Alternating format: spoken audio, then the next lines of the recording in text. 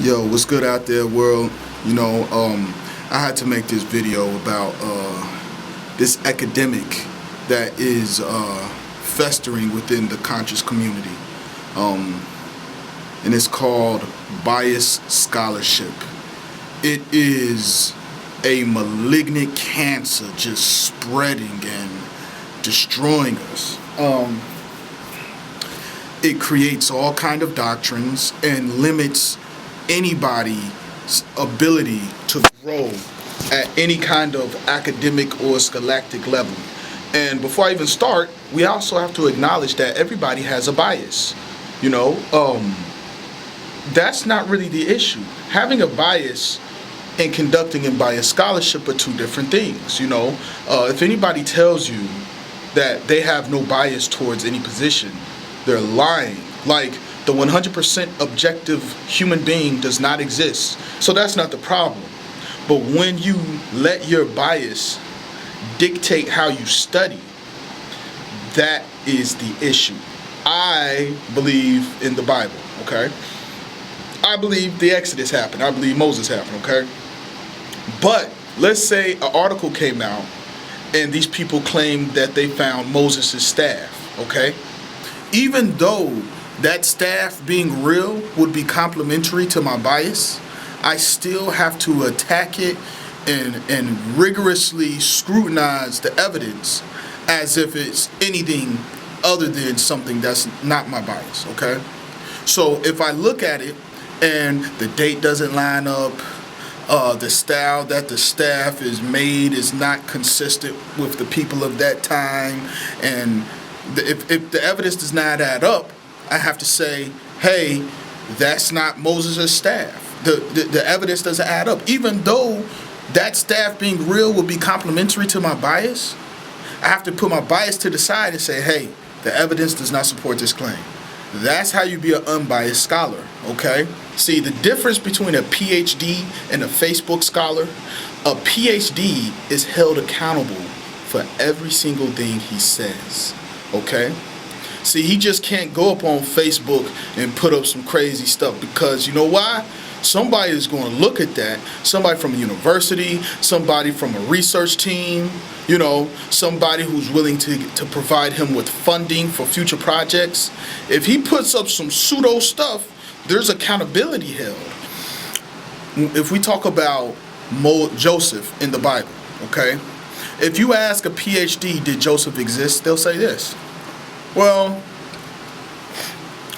based off the evidence we currently have, there is not enough to confirm the historicity of a man named Joseph in the Bible. We just don't have enough evidence to confirm this man's existence as of today. Now, that's how a PhD is going to answer that question. And it's very important that he answer that questions like that. Now, this is how a Facebook scholar is going to answer that. Joseph doesn't exist. It's a fairy tale. It's an allegory. It's a myth. It's used to brainwash, blah, blah, blah, blah, blah, blah. What he just did was create a doctrine for himself, because he created an I told you so moment. And what I mean is, if evidence ever did come out that there was a Joseph in Egypt, he has to deny it. He has to deny it, because he's been so aggressively saying a Joseph doesn't exist. He doesn't want to encounter this I told you so moment from the people he told that Joseph doesn't exist. But the PhD, on the other hand, there is no I told you so moment, because the PhD could always say, hey, at the time you asked me, there wasn't any evidence for Joseph. Now that there is, okay. So there isn't an I told you so moment. All the PhD said is, hey, currently right now, there isn't enough evidence to demonstrate this man's historicity. So that doesn't leave out completely the possibility that he existed. It's just, as of right now, I can't say he existed based off the evidence. Now that you brought some evidence, now I can do it. So the PhD is not trying to duck and dodge a I told you so moment. They're not trying to, avoid it. So if new evidence for Joseph comes out, it's not a problem. Where religious people go wrong is when they take their beliefs as if they're fact, when there's not enough evidence to support the claim. It's fine having a belief, but you have to separate your belief from what is proved by the evidence.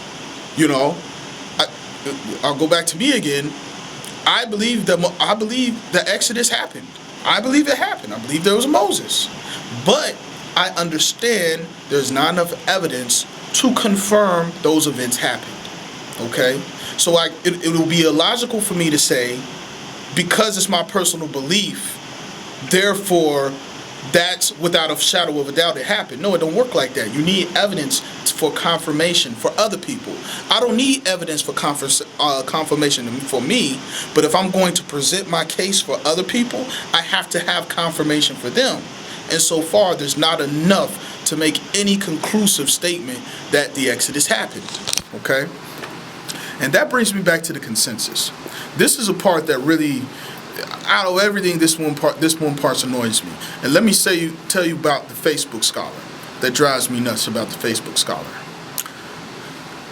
The consensus amongst historians is that the Exodus didn't happen. The consensus amongst historians is that there is no evidence for Moses. There is no evidence for Abraham. There is no evidence for Isaac and Jacob.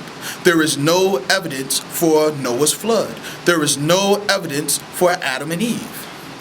That is the consensus. No historian supports any of those things existing. The consensus among scientists is that evolution is real. Okay?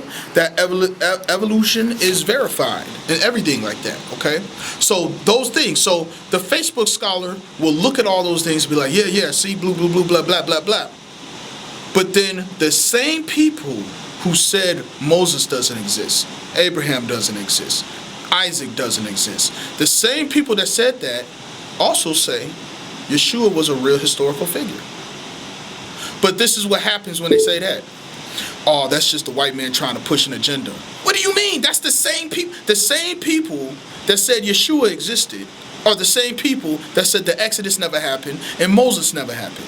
Matter of fact, the same people that say Yeshua existed also say the Gospels are 80% not his words. They believe that 80% of the Gospels are not his words. They also write books talking about, matter of fact, Bar Ehrman, he wrote a whole book called Misquoting Jesus, where he talks about all the contradictions and stuff in the Gospels. And all the atheists and everybody was praising him for that book. But then he put out a book saying Yeshua was real. Jesus existed. Then all of a sudden everybody's saying he's trying to push an agenda. I'm like, hold on. Like, see, that's what I'm talking about, biased scholarship. That right there, where you're not consistent with your judgments. If the same person writing a book about misquoting Jesus, okay, he evidently doesn't have an agenda for Christianity if he's writing that book. So if he writes another book talking about Jesus existed, you can't sit up here and say it's a conspiracy theory. And that's what I see a lot of Facebook scholars do. When an argument doesn't go their way from the consensus, they say the consensus is white people trying to push an agenda. And that's BS.